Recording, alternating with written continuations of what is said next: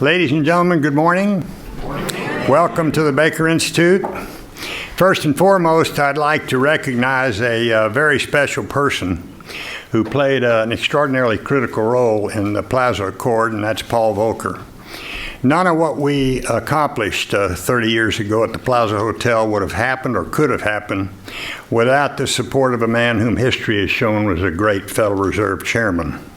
His skillful reduction of inflation in the early 1980s, combined with President Ronald Reagan's fiscal policies, helped lead the fantastic domestic economic growth that followed. Paul couldn't be here with us today, but he will be speaking to us at lunch via a taped interview. And it's a real honor to have him here in this way because we all owe him a large debt of gratitude for his magnificent service to this nation.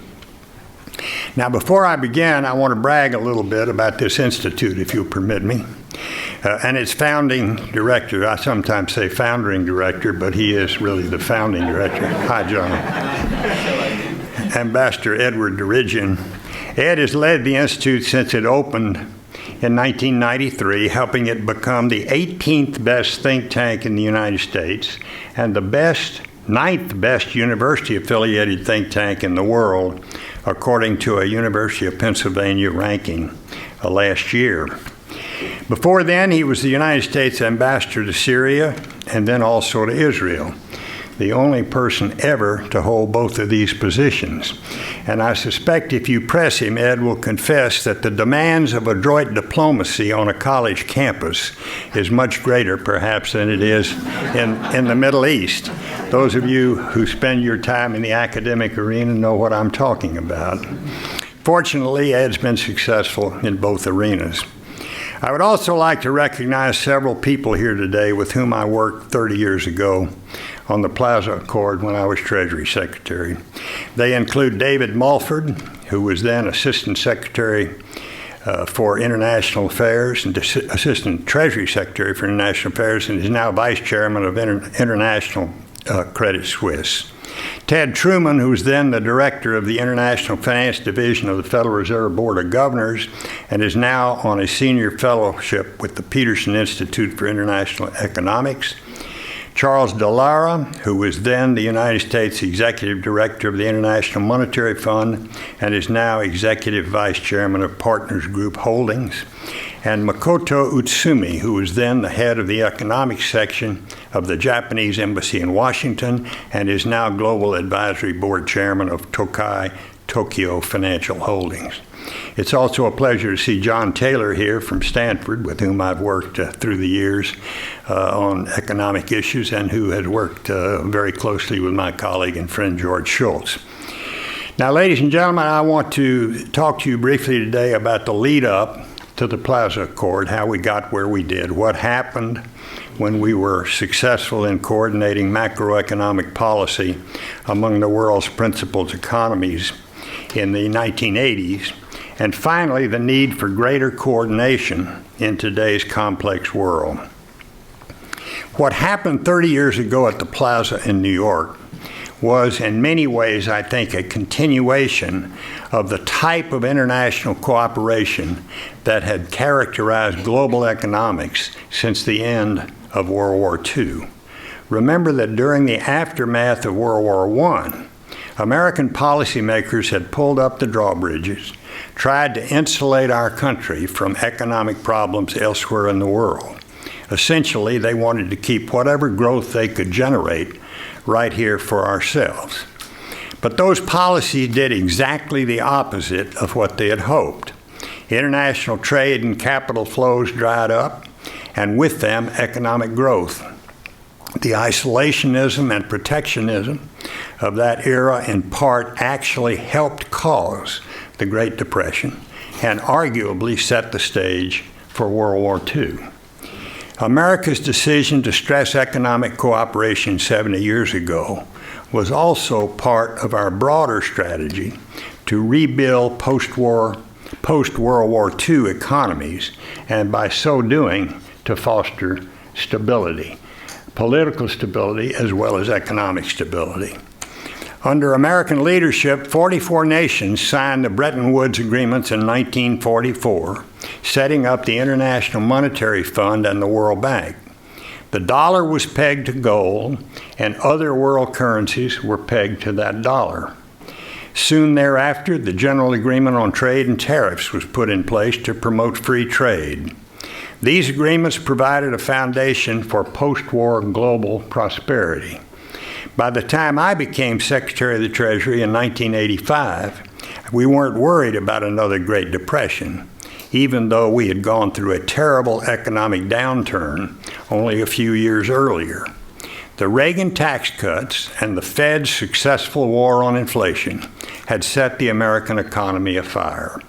As the United States economy grew, so too did the global economy. What concerned us at the time was how to maintain this prosperity in the face of unsustainable and growing global economic imbalances.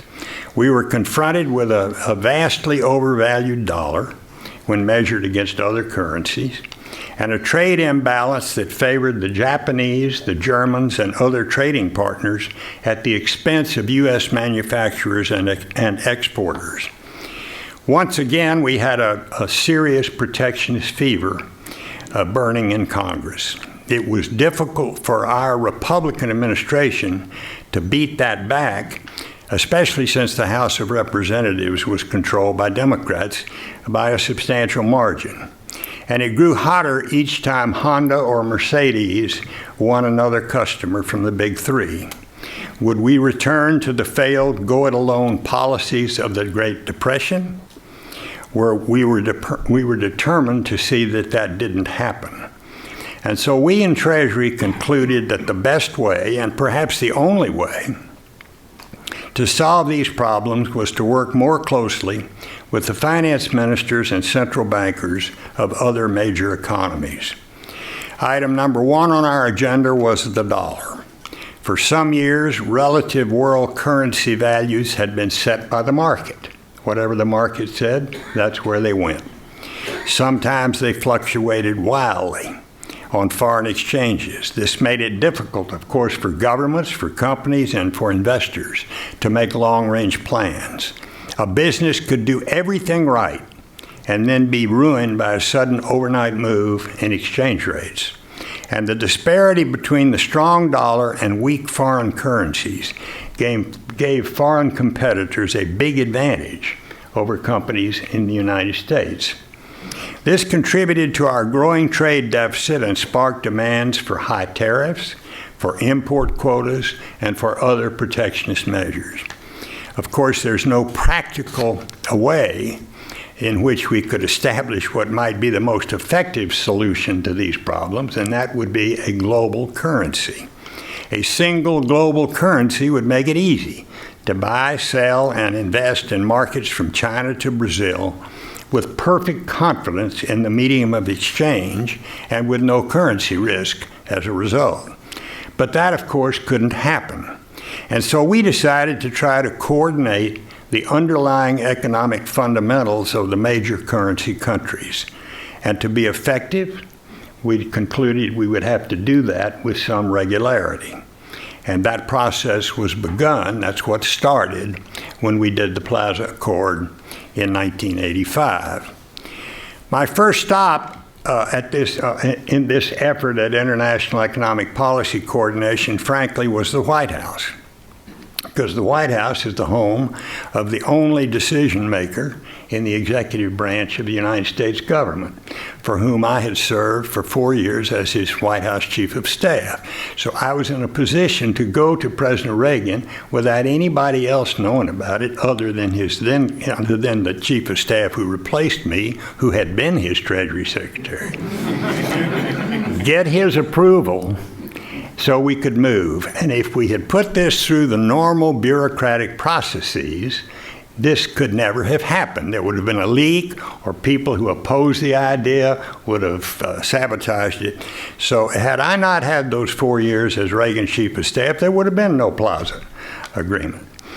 President Reagan liked the idea, and with his okay, we were then in a position to go forward without telling anyone else. And by the way, John, I do need to tell you that our pal, yours and mine, and he is my really close friend and pal, George Shultz, my predecessor at Treasury, my predecessor at State, wasn't happy when we went ahead and did this without his knowledge, as you probably know.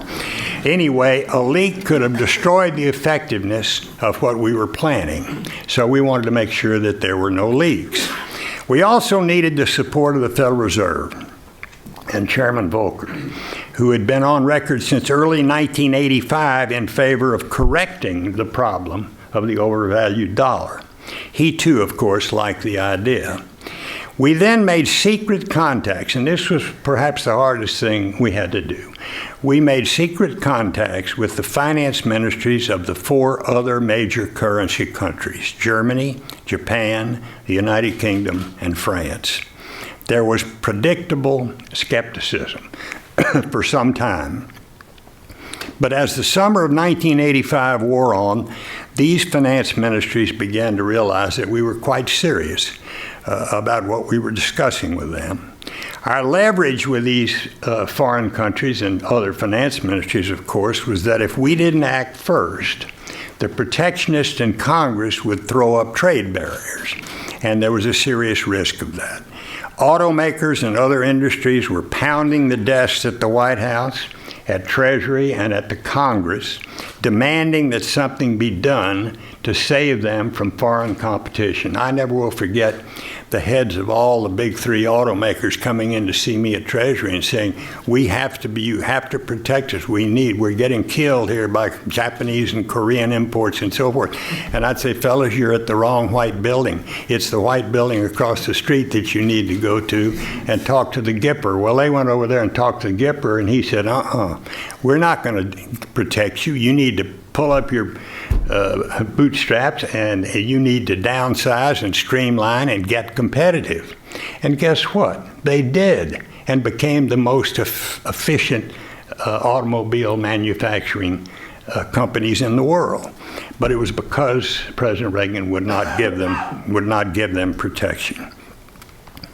Our leverage with these other finance ministries, of course, was that if we didn't act, if they didn't act with us, then Congress was going to pass a lot of protectionist legislation. And Congress was listening when these automobile manufacturers and other exporters in the United States would approach them. By late summer, I think top foreign economic officials in other countries had begun to see that we were quite serious. And finally, after a lot of secret planning, we all met on Sunday, September 22nd, in 1985 in the Gold Room of New York's lovely old Plaza Hotel. And all the participants had managed to arrive secretly for that Sunday afternoon meeting. We picked Sunday, of course, because that was a day in which markets would be closed. We didn't tell the press until the meeting was underway. Once they were alerted, of course, they showed up in droves, and the room was really fully packed. By the end of the day, we'd announced what came to be known as the Plaza Accord, and the results were really quite spectacular. Despite strong resistance from traders, the dollar dropped against other currencies quickly and substantially, but also in an orderly way.